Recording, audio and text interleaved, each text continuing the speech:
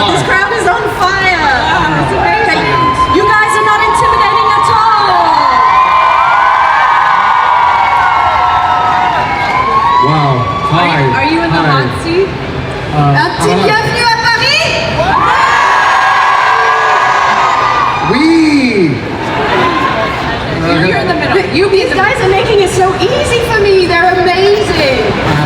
We are so glad to have you. But when I started looking into this panel and I realized how crazy your fan base is, it just makes it so much more interesting because it's like these people have carried you, have followed you, have loved you. And we've been waiting for you guys to come to France for a very long time. So thank you once again to be here.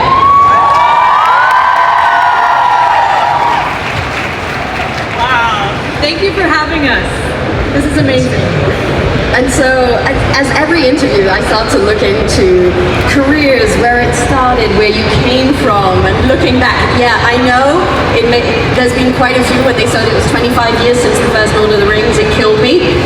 And looking back and saying, I was that age when yeah. So that was a nice, fun look back. You want to see everybody? Yeah. Well, this is your space, your stage. As you're comfortable, strut around a bit. That feels good. So, when you started out, what I like to ask actors a lot is that I find that everybody has a moment or a character, a story, because most actors are storytellers. What was the starting point for both of you when you kind of said, this is something that I want to do, or this is somebody I want to be? And I can see by your laugh that it So hey buddy. Hey guys. So I grew up in San Antonio, Texas. Pretty simple. And when I got Gilmore Girls, I got 4 episodes on Gilmore Girls, and I made $1,234 per episode. So 1, 2, 3, 4. And I thought, like, I'm rich, bitch. Like, yeah. I'm the bee's knees now. Yeah. But I thought I could pay my bills and, maybe go back to college. And then it probably wasn't until season 4 or 5 of Supernatural where I was like, okay, I think I have a career. Honestly, Like, you never know. delayed realization. It's such a weird industry where you don't know how long something's going to go. And Supernatural, even though we all know it went 15 seasons, we didn't really know if we'd get a second season. Mère et les histoires qu'elle contait et autres. Et donc quand elle a commencé à faire du théâtre et d'être dans une troupe, à la base c'était quelqu'un de plutôt timide et de réservé. Et d'être avec les choses, de faire vivre ces histoires, c'est quelque chose qui a dit que ça l'a illuminé de façon qu'elle n'avait jamais senti avant et que ça a un petit côté addictif et qu'on a envie de recommencer encore et encore. Généralement les artistes, ils ont tous ce côté où quand on trouve une niche ou quelque chose qui fait du bien, on va toujours aller chercher ça. Et c'est à travers quels a été les premiers pas que vous avez fait pour aller vers cette carrière, c'est-à-dire de remplir ce plaisir.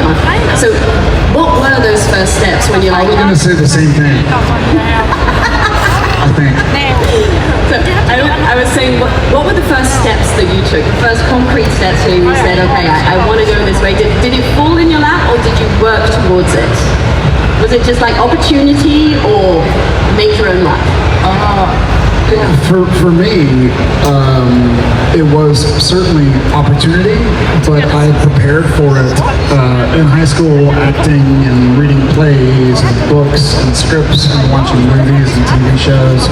And like Jen, I was always a fan of storytelling and the different mediums, whether it's a book or just even somebody who's telling a story. I was always fascinated when someone's telling a story. I was like, very excited. And so then I think they say success happens when preparation meets opportunity. So I think I was just prepared for it when it came. And I was very fortunate. And for me, frankly, it was Gilmore Girls. Because if they didn't, my first contract for Gilmore Girls was 4 episodes. And then they kept bringing me back for more. I did 5 years and like 80 episodes or something. And so that was very fortunate. And I was just, I kind of would just go and work hard and I'd learn my lines and I'd show up on time. We have a friend, he says there are 4 F's of acting. It might not translate in French, but show up on fucking time, know your fucking lines, hit your fucking marks, hang your fucking wardrobe. Which is to say, like, be a professional and they'll hire you. I need to use that one. What was it? Show up on fucking time, know your fucking lines, hit your fucking marks, hang your fucking wardrobe.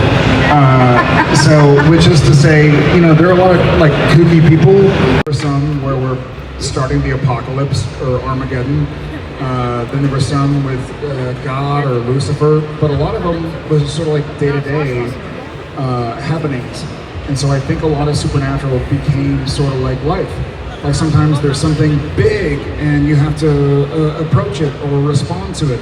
And sometimes it's like, okay, that's like a week in the life of somebody else in a different genre, obviously.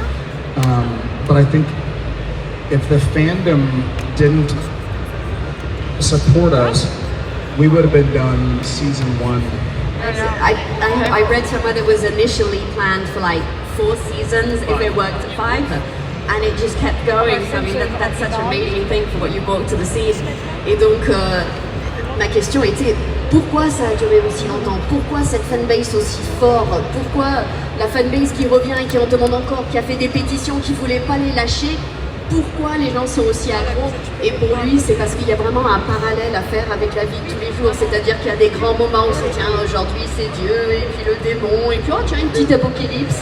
Mais qu'entre les deux, c'est beaucoup de scènes de vie, c'est beaucoup de choses de tous les jours que je pense que le public peut s'associer à ça. Je ne sais pas si c'est le bon mot, mais au moins s'identifier à ce parcours.